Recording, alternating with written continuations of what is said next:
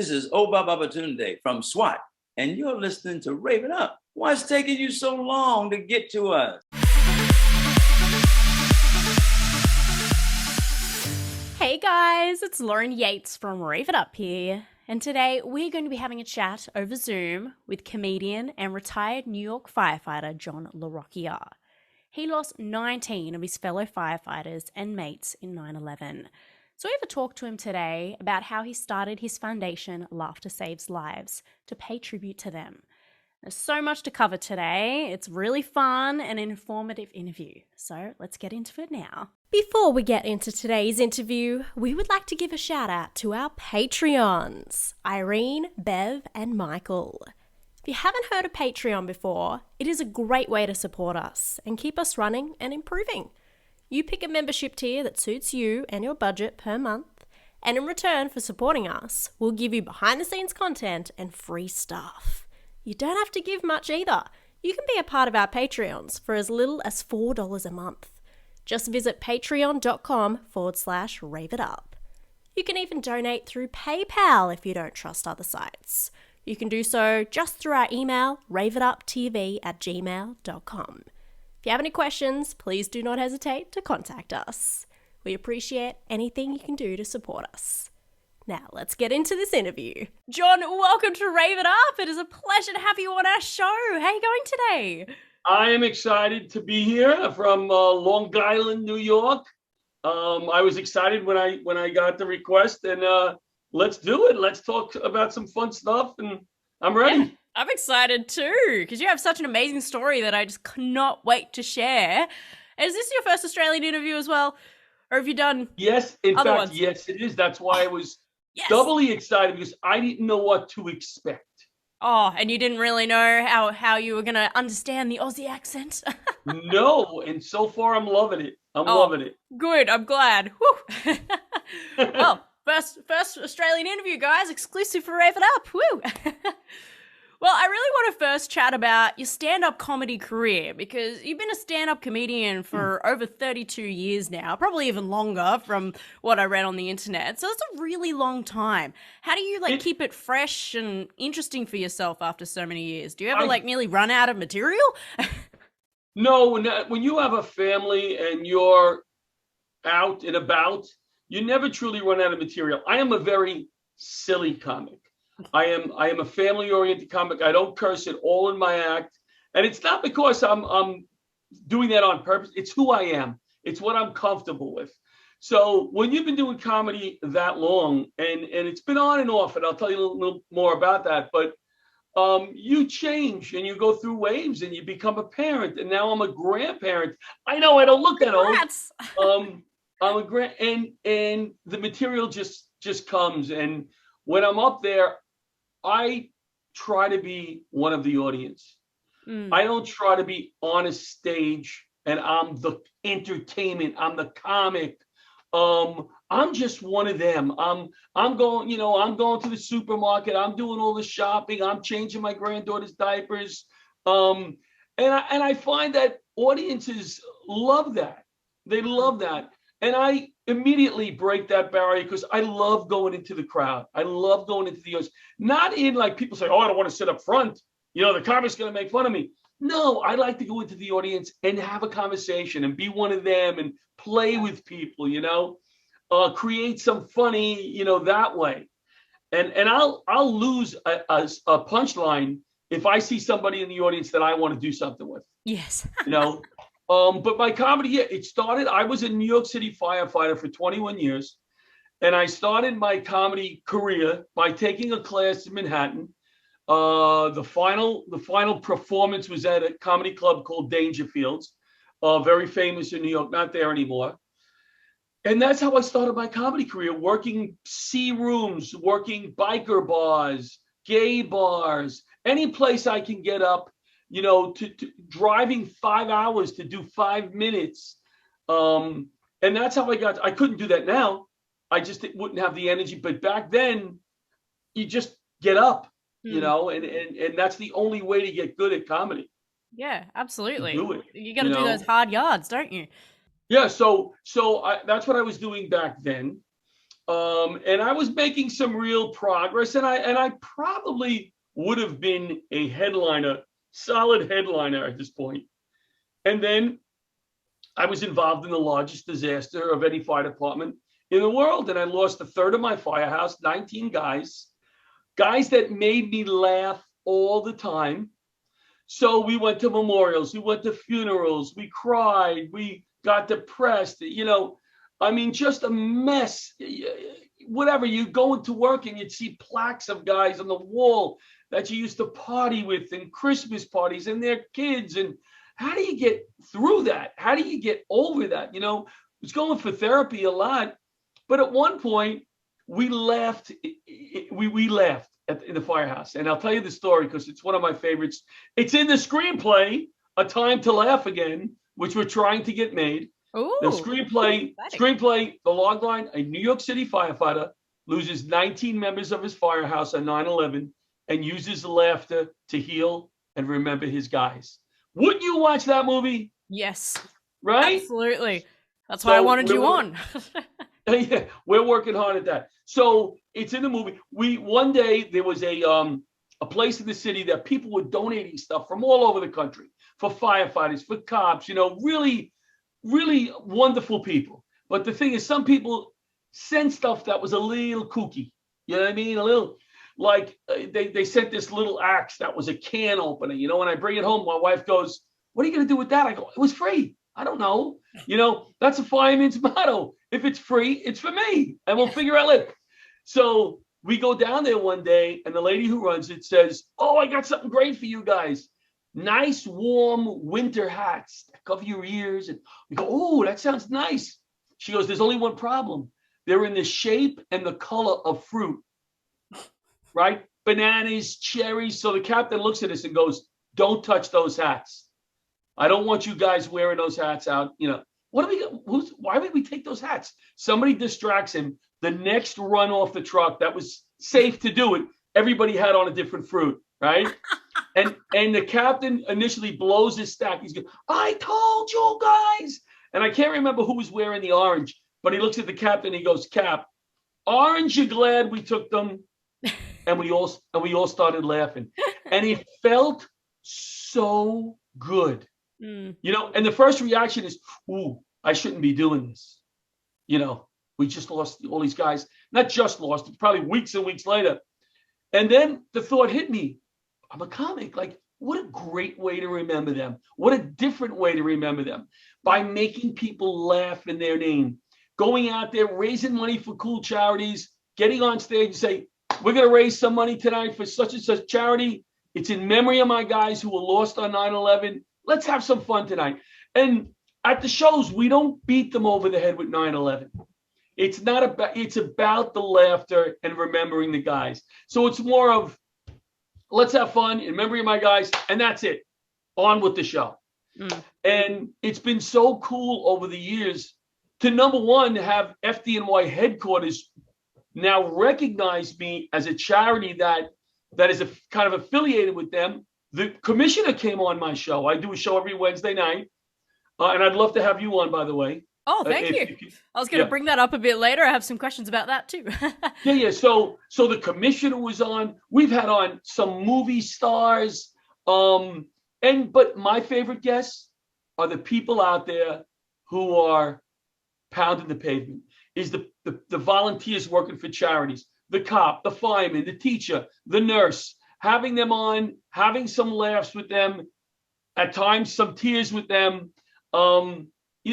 That's what we do on the show, is what I do with the comedy. Interesting guests with a comedy slant. We're going to have fun with you. And then in big, bold, fat letters, no politics. Yes. I don't want to talk any politics. There's enough of that crap out there. I want people to tune in or come to a show and go, "I'm going to have fun. Yeah, I'm going to smile. I'm going to, yeah. And that's, I think, for me, very therapeutic to do this in memory of my guys. I have on my wall, I always say, anytime I come on a show, I look over, I have on the writing list from 9/11, who was working the day of 9/11. Wow. Larocchia. My name is written and crossed out. Everybody's name was crossed out and replaced with guys filling in for us because we had to go for our medicals. Every one of those guys were lost on 9/11. So I shouldn't be here. Yeah. In reality, I shouldn't be here. So I always say, if I don't do something good with my life, when I get up there, they're going to kick my ass. Can I say ass? Yes. They're going to smack me, right? So that's my motivation. It's remembering the guys. It's therapeutic for me to go somewhere. Or what we do with the money in the foundation. Now, we raise money for different charities, but also for the Laughter Saves Lives Foundation. I use that money to help cops, firemen, military. We're moving into healthcare professionals now who are struggling due to a tragedy. And it's not in the spotlight. It's not in the news. People don't know about it, kind of, and we find these cases and we try to pay some medical bills, some car payments, whatever. My goal is to find that big sponsor where I can go to this person, this responder who's suffering due to a tragedy and say, give me your mortgage for the next year. Wow. Concentrate on your family and getting well. I want to really come into a town and leave the town and go, wow, that Laughter Saves Lives, they made a real difference, But right now we make car payments. We just helped out a firefighter from Louisiana. I was contacted because I teach nationally for Homeland Security because I'm very smart also. Yes. Not only funny, my smart. So this buddy who works out there, hey, we get this firefighter. He has cancer, young guy, 2 kids, 25. They're gonna take off his leg. He's gonna lose a leg. What can you do for him? So I said, well, we can't fly out there in short notice, whatever. I could send him some money. Let's do an online show. So we attempted a pay-per-view show. Didn't work out too well. We're learning with the pay-per-view. Still sent them a check. We didn't make any money. Still sent them a check out of the foundation. Got a call a few weeks later. He passed away. So we helped pay some of his medical bills, and we sent a check for medical bills and funeral expenses in memory of my guys that were lost on 9/11. That's the kind of stuff I love doing, helping the individual. Yeah. Who's suffering, That. You're really paying it forward. There needs to be more people like you in the world. But I guess I don't do it. You know this. I know you know this. You seem like a really nice person. I get the feeling. You know this.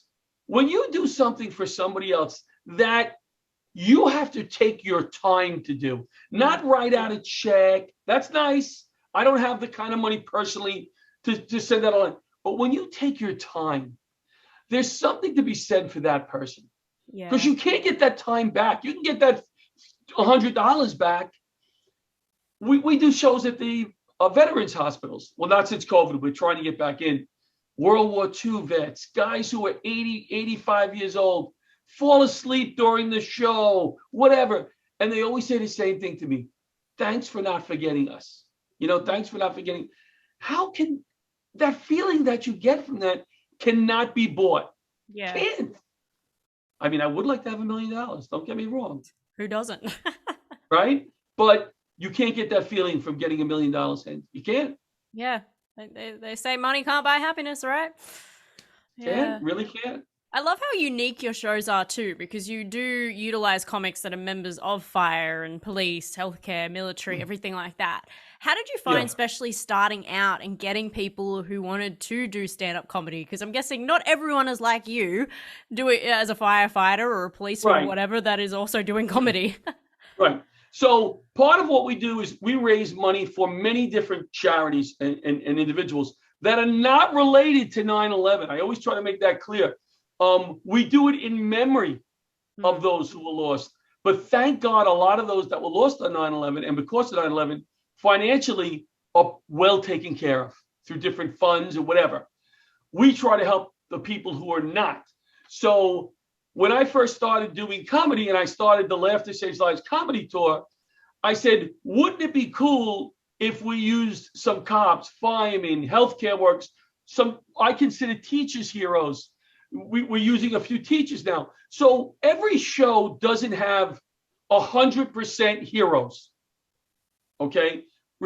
But I try to get 2 or 3 on a show.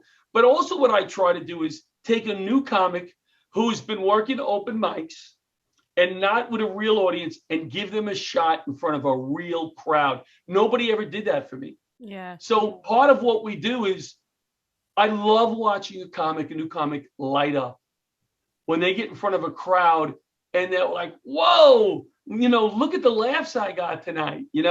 There's nothing like that. So we have some cops, firemen, teachers, healthcare professionals, but I also make sure the show is strong, right? So, and it depending on the budget or whatever, so I'll use a really good headliner.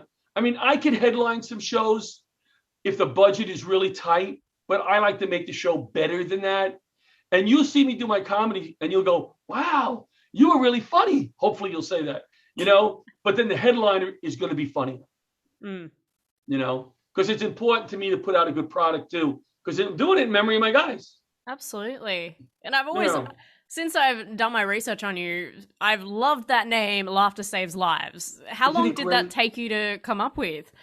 What's interesting is when I applied for it, the lawyer said that the banking commission it gives pushback when you use the word saves, some kind of banking organization. So he said, why don't you use Laughter Saves Lives? I go, no, I love that freaking name. I got to get that name. And ultimately, they let us use it after they saw what we were all about. So it was something that just came to you straight away? Weren't like trying to sleep on it for a while? I don't remember. I'm so there's a term, a slang Brooklyn Italian term called stunad. You ever heard of it? No. Stunad. It means you're a friggin' idiot, right? You're stunad, and that's what I am. I just, I'm the guy who loves this. I love this. Yeah. Talking to people, making you laugh a little bit. To set up this interview, if I was the one that had to set it up, and I don't like doing that part of it. I just love this part. Luckily, I like both. I still like all the admin side, but I also obviously love this for doing it for 12 years. I mean, I do some of the admin. I go to teach. I'm wearing this shirt tonight. Kent, Ohio, Kent Fire Department. I taught out there. Hey, how would you like to do a show? Blah, blah, blah. We're going back to Kent, September 13th and Columbus, Ohio on the 14th. We're doing a show for a children's charity with the fire department on the 13th and a veterans charity on the 14th. Fantastic. And I just got that from after the class. Hey, here's what I do. Let's do a show, Wow. So I do a lot of that also. And as you can tell, I did do my research on you too. And I also wanted to know, is it true that back, in the early days, were you a radio personality too? Like, where does that fit into the timeline with becoming a comedian as well? Very, very good question. I now do we call it a TV show. It's a video live show. That streams live on YouTube, guys, if you want to go check it out. Strong Island TV and Facebook. Oh, fantastic. Yes. What a cool photo. Well, this was my original show that you spoke about on the radio. This was my partner, Tom Gardner. Tommy was lost on 9/11. He was one of my guys in my house that were lost on 9/11. He's on my desk every show I do right now. My family always said, boy, you don't have any more after you lost Tom. You never made new friends. You have no friends. And that's not true, but he was just good at everything.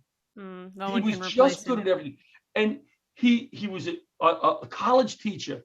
He was an environmentalist. He was a firefighter.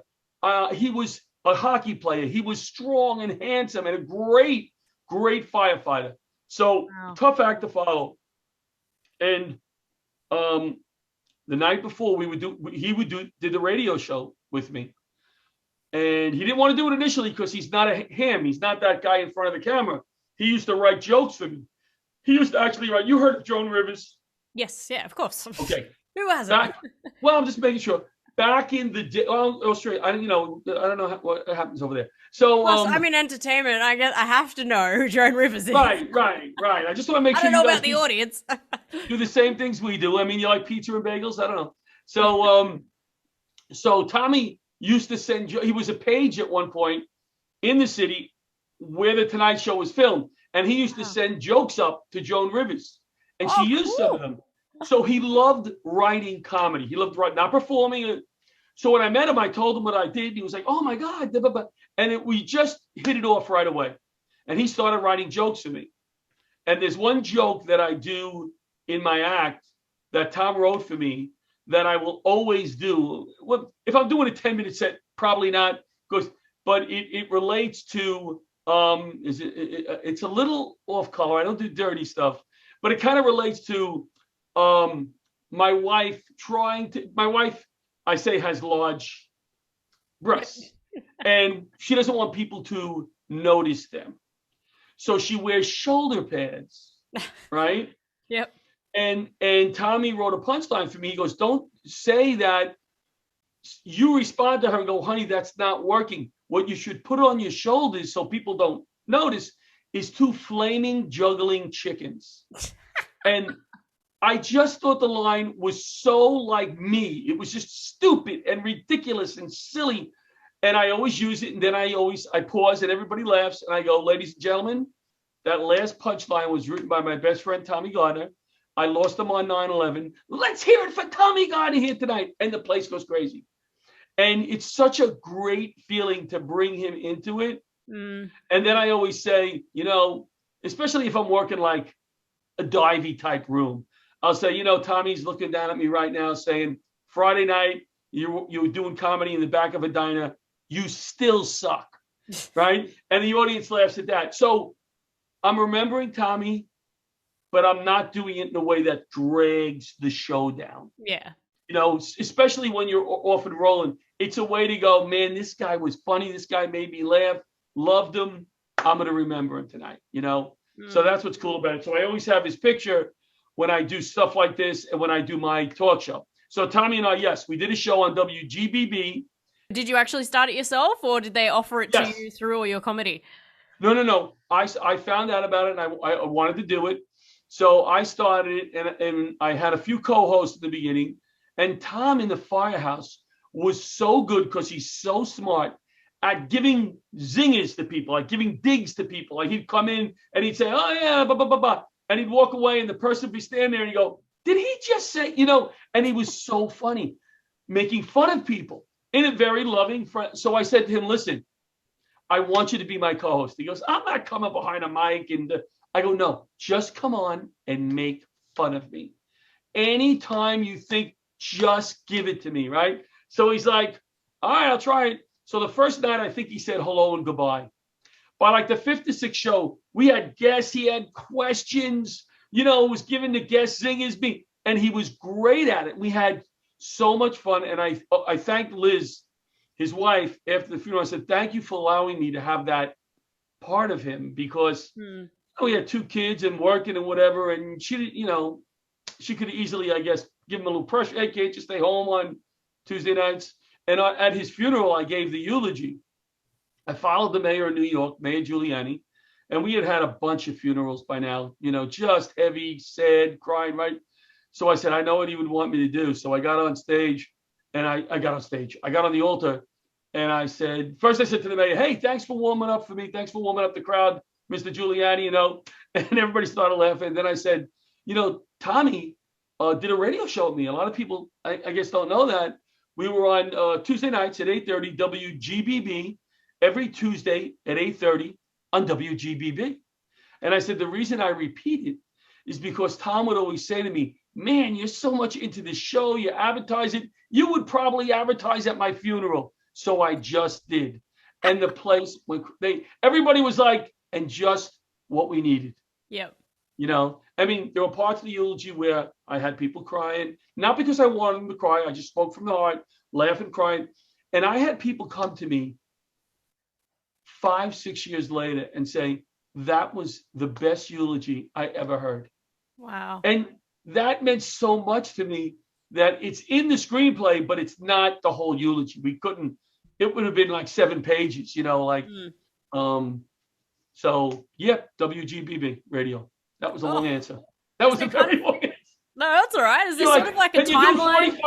You're like, "Can you do 45 minutes? I think we're at 45 minutes now." I don't know. I don't want to stop you, John. You're just giving us. You're not getting rid of me, lady. You're not getting rid of me so easy. No, I don't want to. All right, good. You just be the permanent guest on the show now. All right. So what is it? Do you have like a bit of a timeline in terms of the screenplay? Like, do you know when we can expect it, or is it still going to take a little longer? There's 2 projects that we're working on. All right.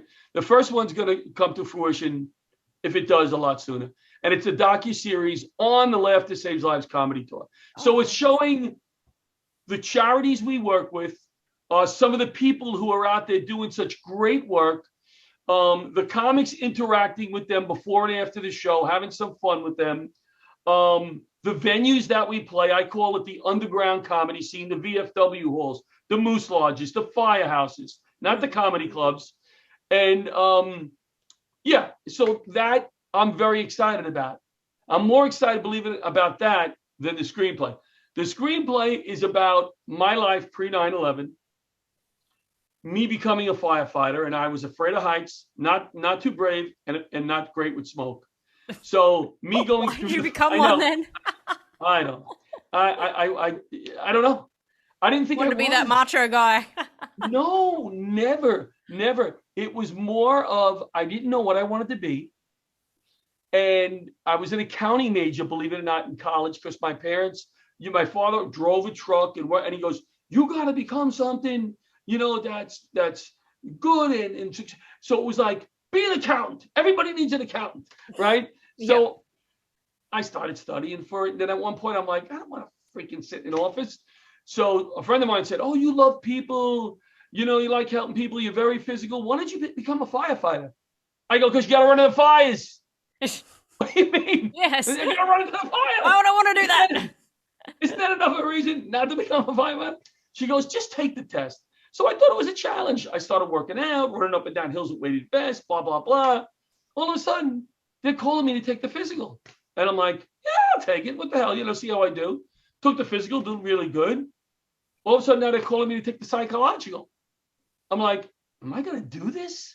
So I took the psychological, and now, okay, if the fire academy starts in a month, I'm like, oh my God, I guess I'll try it. I'll try for a year or two, and if I don't, 21 years later. One of the best things, obviously, I ever did. 9/11 included. I mean, even though 9/11 happened, of course, I wish things were different, but one of the best things I ever did. The bonding that you get with a fellow firefighter. I can go anywhere in the country and knock on a firehouse door and I'm welcome. What other jobs are like that? What are the jobs like, man, I need to move next week. I need help. Yeah. And all you need is a few pizzas. Exactly. and you got 20 guys there. Guys you don't know who are new. Recently, we had a FDNY firefighter die in the line of duty. And we were supporting. We were contributing. This is one of the charities we were assisting. It's called Fight for Firefighters. And they build ramps for disabled firefighters and their families. They will come with 30 guys and build a ramp that day. Wow. Right? Well, one of the guys from that organization was lost. And he was one of their biggest volunteers. And just amazing the people that you meet when you're doing what I'm doing. It's all over the country, people have written to me and know who I am. And we do invite them on as a guest. All I ask is that if you come on my show, don't watch any of our previous shows because you may not come on. Okay, I won't, but now I'm worried. No, I'm kidding. We would love to have you and be very respectful. Oh, I'd love to, whenever you want to. You don't understand what you're saying. Once you say whenever you want to, I will follow up with you. Of course. I'm that kind of person where somebody says, I hey, I hope to see you. Somebody will go, hey, I hope to see you soon. Oh, come here, I got my calendar. How about Thursday? I do that exact same thing. I love it. I'd rather just lock it in right now. Yeah, I've never been to your country, so just don't invite me over to your country because I may show up in a month. Oh. All right, so don't do that. Come, I'll show you around. I'm serious. Come. I would love to. Do you know Jim Delakis? Do you know Jim? No. he's a comic that is from your country. Oh, okay. I'll have to look him up. He's a citizen of our country now, but he goes back and forth his parents are still there. Oh, One of my wow. favorite comics that I use on my shows. Well, you are definitely welcome anytime, all right? We've got a beautiful country, and I love your energy. Like, you're such an amazing man, and thank always you. wanting to, pay it forward, and, so. Well, I have to tell you that well. I'm up for the show. As soon as we're done, I'll be asleep in 10 minutes. Yes. I know how that feels. So, sorry, just going back to, the screenplay and the bio, like, yeah, do we know, like, when, or? Oh, no. No? See, the problem with the screenplay is takes time. They want me right now, the people that I'm working with want me to cut down to 90 pages, and I'm at 135 pages. Now, I get it, but this is my heart and soul. These are people that they want me to cut out who I just can't find a way to cut out. They want me to minimize the scenes. So right now I'm pushing back a lot, and I'm ultimately probably going to lose them.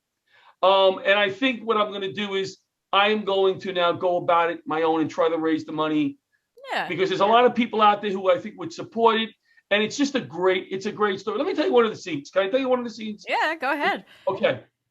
So after 9/11, about a year after, my Uncle Joe passed away. He was a veteran. My dad is a veteran, okay?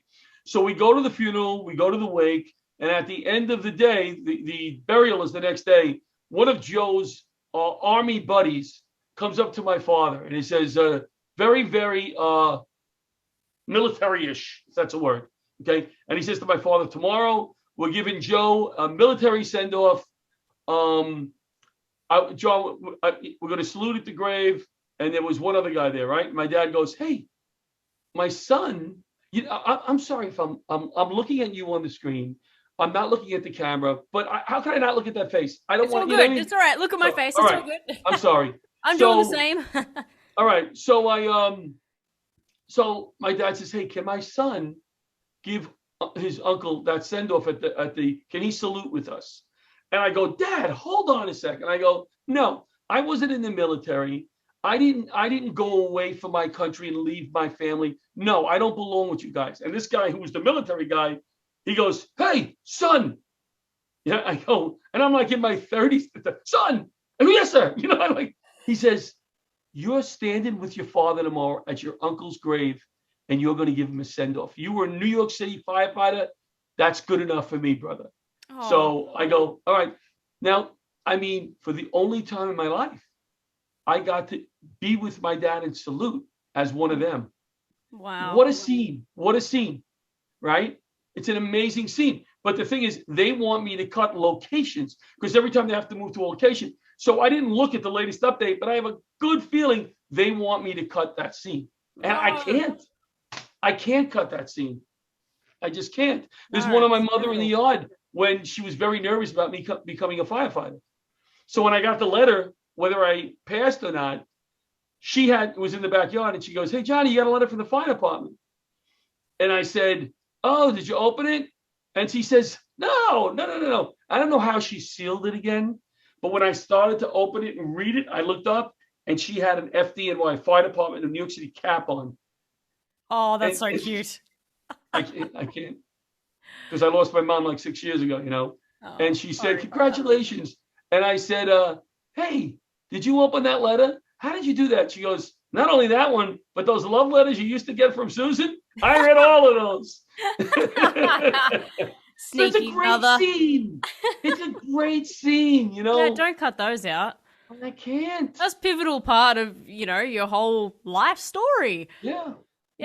Raise the money yourself, John. Gotta stand in what you Come on, you can be my producer. Come on. All right. Hopefully with this interview, we'll find someone for you. I would love it. I would love it. Well, I want to kind of go more in depth if that's okay. Like, sure. I want to be really respectful with the whole 9/11 thing as well. With being a firefighter, and I guess anybody that has a job in that front line, that you must see some horrific things, not just 9/11, but every day of your life. But well, thank God, not every day. Okay, thank God. Right, But how do right. you get through, especially with something like 9/11? How long did it even take you to be able to go back to work? Like, how did you also That's look after that is yourself mentally? yes, great question. Because and we're getting better with the mental aspect of post-traumatic stress with veterans and all that. That's why I thought It's I'd bring it up, because you might be able to no, help a lot of it's a people great today that question. might be kind of going through some bad mental Yeah, times. my family said to me years later, "Boy, it took you a long time to become yourself again." And I don't remember much. Um, I worked with a captain a year after 9/11. I was driving. We have a big truck, right? So I don't drive it every day. So I'm there trying to concentrate. We're driving this big truck into the city, and he goes, "Boy, you look a lot better than the last time I saw you." And I said, "When did you see me, Cap?" And he goes, 9/11 on the pile. I go, I didn't see you on 9/11. He goes, "We had a half-hour conversation." I go, "I have no recollection of seeing you on 9/11." Mm. So I was lucky enough to be able to deal with feelings because I used to belong to a marriage encounter group where you share your feelings. All right. Most guys not good with sharing feelings. All right. So I knew the value in it. So they were giving us counseling. We lost 19, remember? All right. In fact, 19 assigned to the house was the largest loss of any house in New York City. So they were sending a therapist every day, every day. Now, remember, you said, when did you go back to work? September 13th. Wow. September 13th. Okay. Got back September 12th. From September 11th, got back to the firehouse the next day, midday, I don't know how went you did home, that. slept because I had to. You know what I mean? You were on such cruise control. Your body was just not there. Your mind was just not there. Guys were going down digging on the days off. We were working 24 hours on, 24 hours off. But some guys would get off in the morning and then go down and dig for a few hours, sleep for a few hours, go back and work. It's all a blur. Those first few months were all a blur. What they started doing then is they said, okay, you take a day off in between. So you have 3 days off. So they would all rotate that because remember, I was in the hazardous materials unit.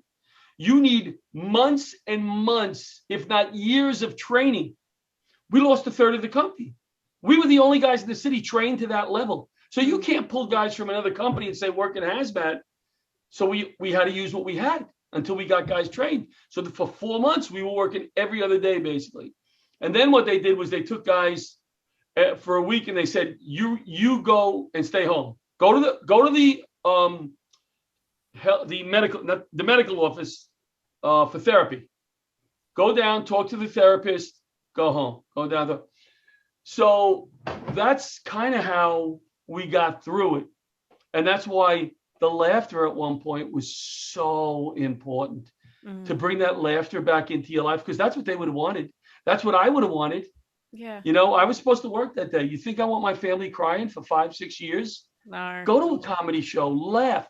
And when I do a show and I see the widows, the children of guys that lost in the audience laughing, oh man, it's unbelievable feeling.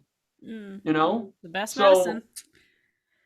it is for me and for the audience. Because I remember that first time I was asked to come and do a set after 9/11. I remember how long it was. And I'm like, no, and somebody said to me, it might be good for you. And plus, people in the club, they need to laugh. Yeah. This affected everybody. They need to laugh. Give it a shot. So I got on stage that first time, and all I knew was I needed to walk out there. I didn't know if I could do anything other than that.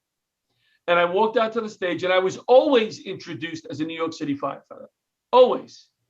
And it was a very uncomfortable standing ovation. Very uncomfortable for me.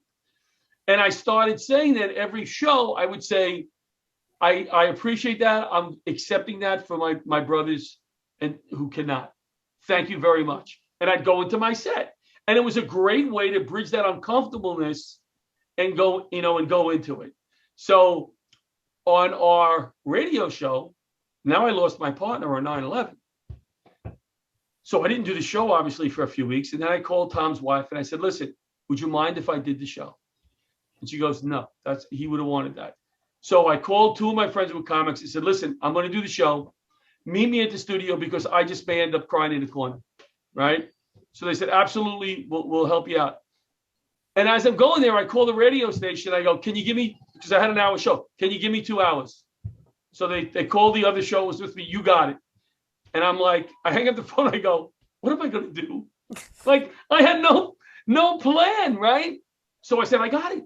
I'm going to ask people to call in and have them give me a time somebody that was lost or missing made them smile or laugh.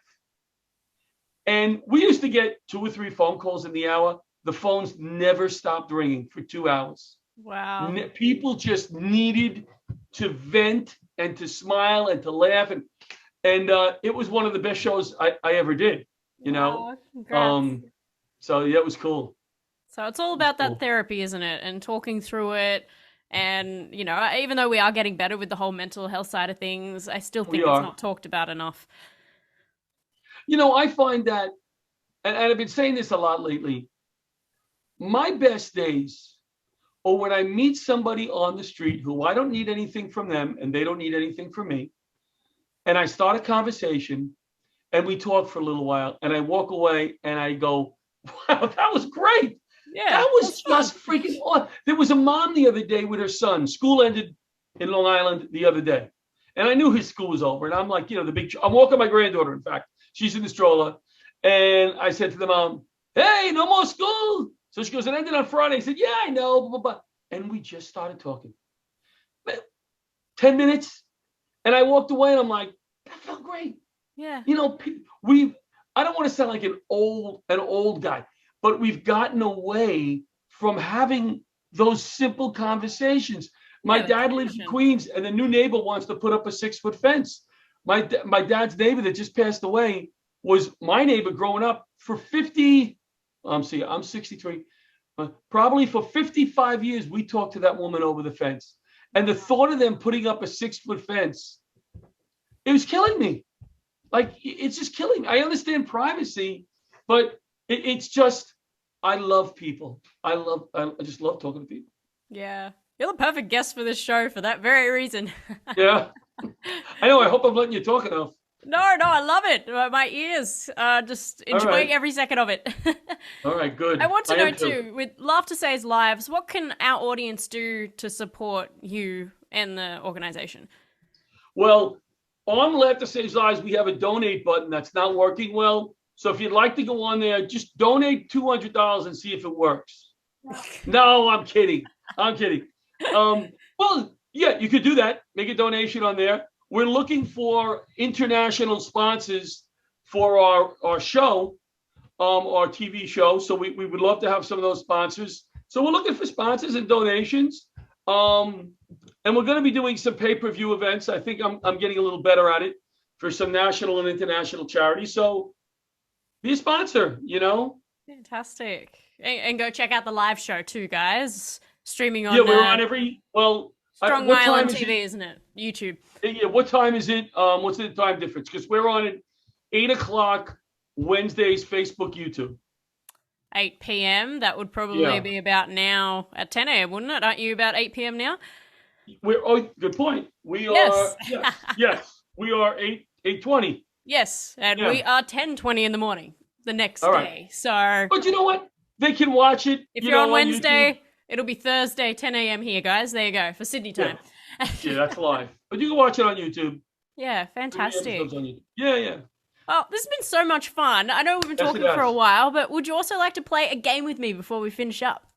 I would like to play the games. Yes. I love games. Oh, perfect. And everyone loves the competitive element too, because there is a competitive element. So it's a game here on Rave It Up, very legendary. It's called the 2-minute hot seat. So what I do is I ask you various questions. You just have to pick your preference. So it's like dogs or cats or singing or dancing. And you have to answer as many questions in 2 minutes as possible. And when we finish, we'll see where you sit on the leaderboard up against everyone else that's played the game on the show. You better talk fast, Missy, so I can win. All right. Just to give you an idea. Dogs. Oh, too soon? All right. No, that's perfect. Just to give you an idea too, like I'll give you 2 minutes 15. I do that with all my Zoom interviews just because there's a tiny bit of delay. Top of the Zoom Rave It Up leaderboard has answered 57 questions. Wow. Well, the top of the whole Rave It Up leaderboard's answered 101 questions. So that was in person. Second time, she kind of knew what was going to happen. I gave her a mix of questions though, but let's at least try to get 57, yeah? How does that sound, John? I'm going to give it a shot. All right, let me get my stopwatch, and I'll just change my view on here so I can see us both. Okay. All right, are you ready?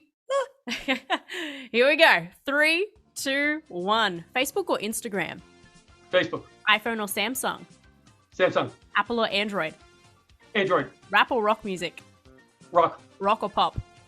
Pop. Pop or country? Country. Beach or mountains? Mountains. Beach or pool? Pool. Sun or rain? Rain. Skiing or snowboarding? Snowboarding. Comedy or action? Comedy. Blondes or brunettes? Blondes. Sweet or salty? Salty. Sunglasses or hat? Hat. SUV or convertible? Convertible. Mac or PC? Mac. PlayStation or Wii? Wii. Clean or messy? Messy. Singing or dancing? Dancing. Dogs or cats? Dogs. Italian or Chinese food? Italian. Summer or winter? Summer. Kim Kardashian or Scarlett Johansson? Scarlett Johansson. Johnny Depp or Will Smith?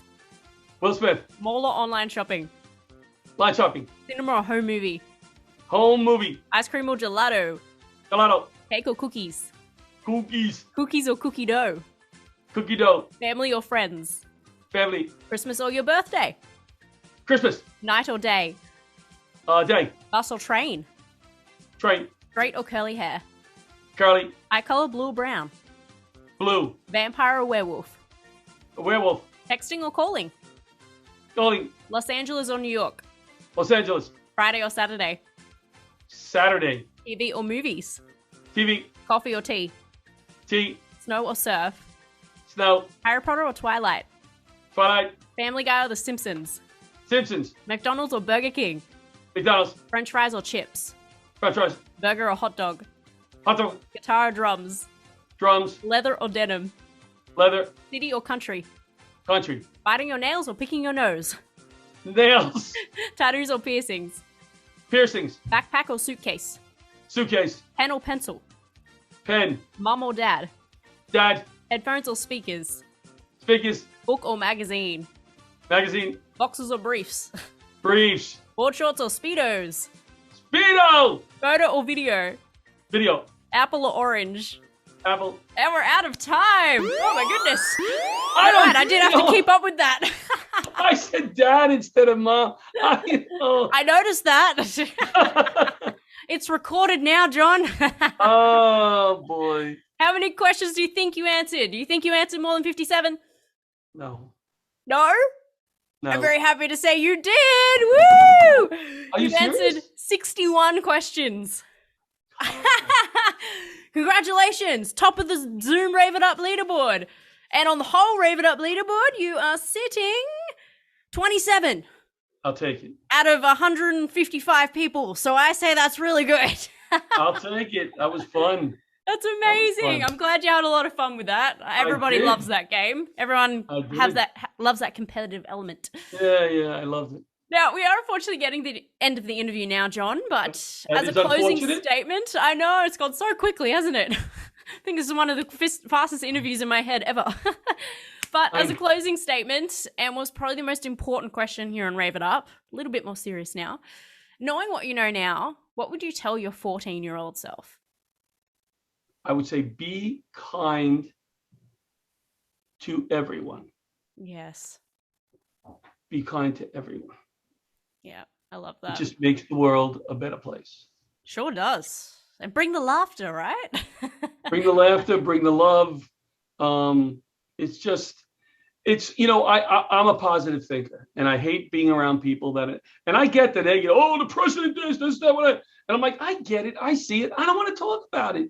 I want to be positive. I want to be around positive people, and people that are nice. Yeah. People You that can are catch me nice. anytime then. I will.